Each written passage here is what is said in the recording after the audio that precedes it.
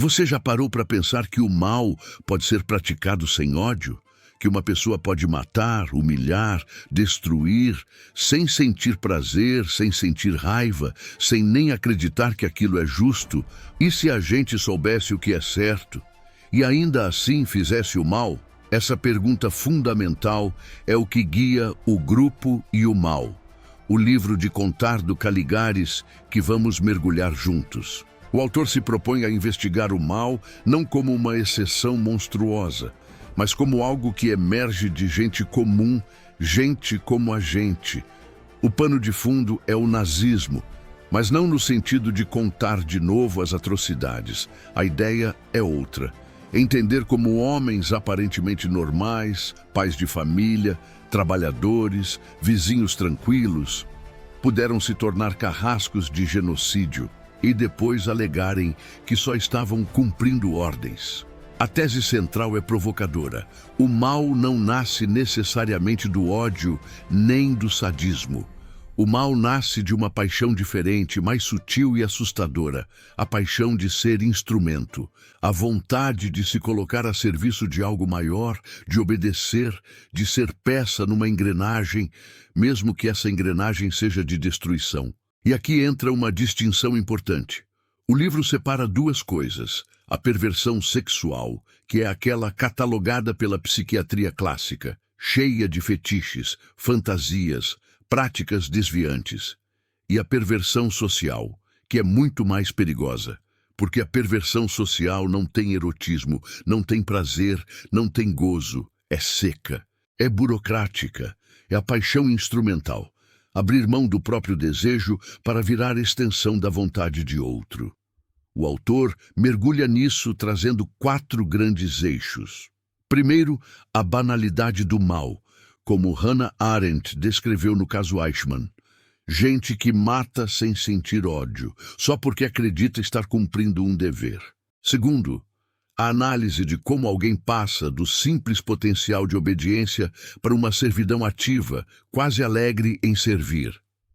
Terceiro, a diferença entre perversão sexual e perversão social, mostrando que não dá para confundir uma coisa com a outra.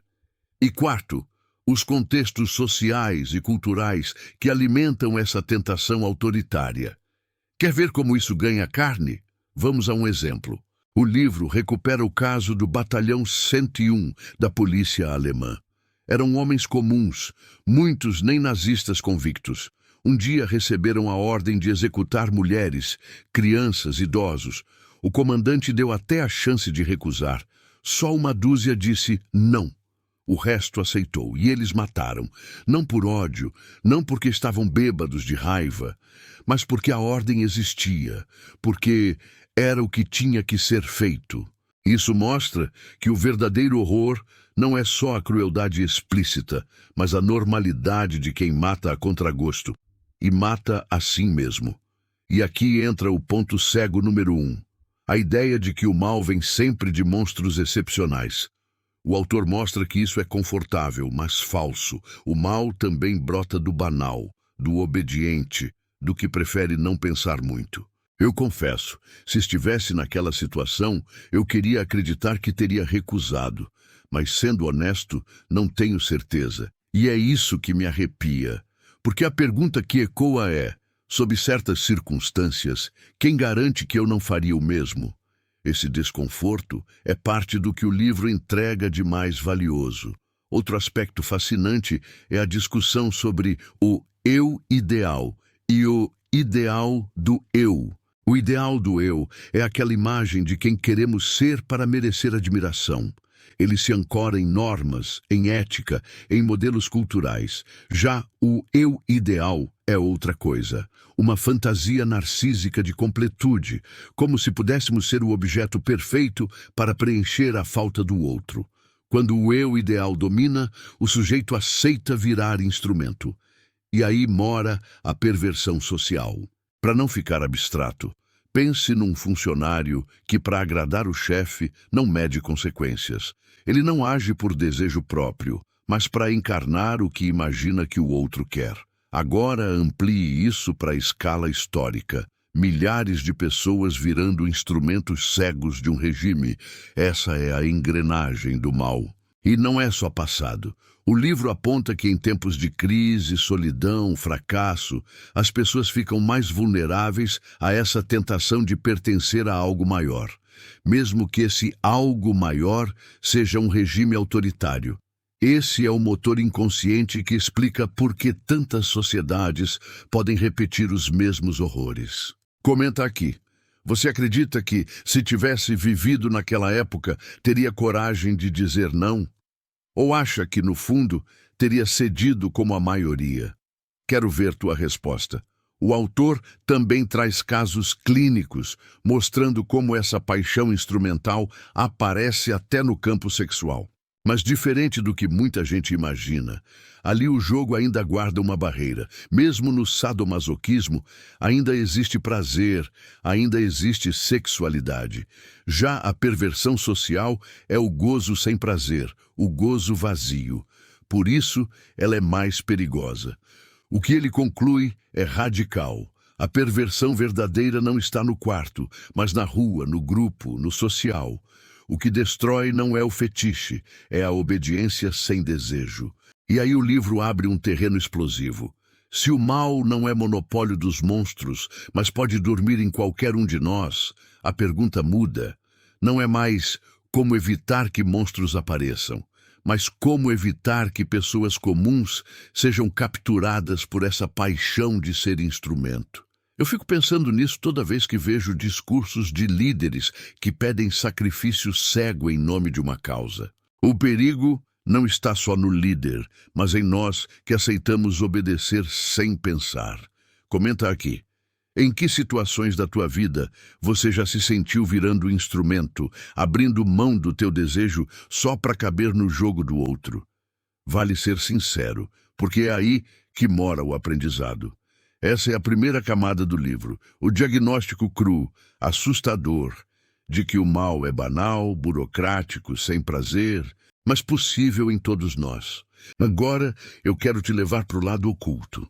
Não o que está escrito, mas o que está nas entrelinhas, aquilo que cutuca sem ser dito. O primeiro ponto é esse. Quando o autor fala da paixão de ser instrumento, ele não está só descrevendo os nazistas. Ele está falando de nós, do trabalhador que aceita se matar de tanto trabalhar para uma empresa que o trata como número, do eleitor que se ajoelha diante de um político autoritário, achando que assim pertence a algo grandioso, do parceiro que anula seu próprio desejo para sustentar a fantasia do outro. Essa é a perversão social. A metáfora central é clara. A instrumentalidade é um script. Você aceita um papel, repete falas, cumpre protocolos e já nem sabe se acredita na peça. Só importa atuar direito. Essa metáfora do teatro é um dos pontos mais fortes do livro, mesmo que muita gente leia sem se dar conta. E aqui está o ponto cego número 2. O risco de achar que obedecer, se sacrificar, se dissolver no grupo é sempre virtude. Não é. Às vezes, isso é o solo fértil do mal. Deixa eu abrir um relato pessoal. Eu já vivi isso em menor escala. Trabalhei num lugar em que a regra era nunca questionar. Quem obedecia sem pensar era promovido. Eu também calei. Vi coisas erradas acontecendo e não falei nada. Eu me calei, pensei, não é comigo, não posso perder o emprego. E a verdade é que eu carrego a vergonha de ter traído os meus próprios valores. E foi nesse silêncio que percebi. Não precisa de ódio para participar do mal. Basta aceitar o papel. É duro admitir, mas é libertador entender, porque aí você percebe o que precisa vigiar em si mesmo. Outro nível oculto do livro está na relação entre sexualidade e política. Parece estranho misturar, mas faz sentido. O autor mostra que onde há sexualidade, ainda existe barreira, ainda existe prazer, ainda existe o jogo do desejo. Mas quando tudo vira instrumentalidade, quando o gozo fica sem prazer, sem corpo, sem limite, é aí que nasce a verdadeira perversão.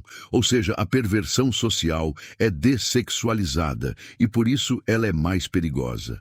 Essa ideia bate de frente com nosso senso comum. A gente tende a achar que perversão é o desvio sexual, o fetiche, a prática estranha. Mas o autor desmonta isso. O perverso de verdade não é quem tem uma vida sexual excêntrica, mas quem abre mão do desejo para virar engrenagem. Esse é o deslocamento genial que pouca gente percebe. E aqui está o ponto cego número 3. A nossa cultura adora apontar o dedo para a sexualidade fora do padrão, como se a maldade estivesse concentrada ali. Mas enquanto isso, aplaude a obediência cega, a devoção servil, a disciplina sem desejo. E é aí que o mal se infiltra. Outra camada oculta é histórica, a ligação entre crises de identidade e adesão ao autoritarismo. O livro mostra que quando as pessoas se sentem supérfluas, humilhadas, desprezadas, aumenta o desejo de pertencer a algo maior. É nessa fome de pertencimento que líderes autoritários pescam seguidores. E isso não é coisa do passado, basta olhar em volta hoje. Agora pensa comigo, e se a chave não for só resistir ao autoritarismo externo, mas resistir ao autoritarismo interno? Aquele que mora dentro de cada um, a voz que manda calar o desejo, que exige ser útil a qualquer custo, que diz, não importa o que você sente, importa obedecer. Esse é o super-eu perverso de que o autor fala e que a gente costuma ignorar. Eu sei que parece abstrato, mas não é. Vou te dar um exemplo simples. Quando você se força a viver uma vida que não tem nada a ver com você, só para manter a imagem que os outros esperam, isso é perversão social na veia. Você não está vivendo, você está cumprindo o script. Comenta aqui. Você já se pegou vivendo um papel que não era o seu, só para caber na expectativa do grupo?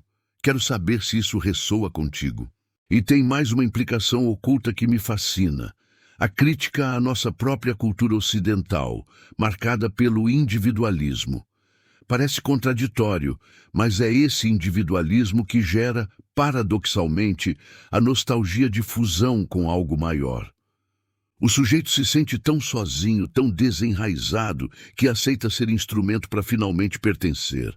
Isso explica não só o nazismo, mas também fanatismos modernos, seitas, corporações tóxicas, até certas relações amorosas destrutivas. O livro termina deixando uma provocação. O mal não está lá fora, em monstros isolados. O mal está no potencial que cada um de nós tem de abdicar do próprio desejo em nome de uma obediência cega. E o antídoto? Não é fugir, não é se esconder. É encarar o desamparo, aceitar a incompletude, abrir-se para o outro na sua singularidade. É o oposto da instrumentalidade. Não ser peça, mas ser sujeito. Eu confesso, quanto mais eu leio, mais percebo que o livro é um espelho incômodo, porque ele me obriga a perguntar: em que momentos eu mesmo fui esse burocrata do mal, mesmo em escala mínima? E a resposta, infelizmente, é que já fui. Não em genocídio, claro, mas nas pequenas traições cotidianas contra meu desejo, contra minha ética, contra o que eu sabia ser certo. E é aqui que a leitura se transforma em prática. Porque uma vez que você vê o jogo, não tem mais desculpa. Você precisa escolher se vai continuar cumprindo o script ou se vai viver como sujeito. E eu quero te deixar com esse chamado. Comenta aqui o que você vai fazer diferente depois de ouvir isso. Onde você precisa deixar de ser instrumento e voltar a ser sujeito. Essa conversa precisa continuar, porque o risco do mal não é coisa do passado. Ele mora no presente e mora em cada um de nós.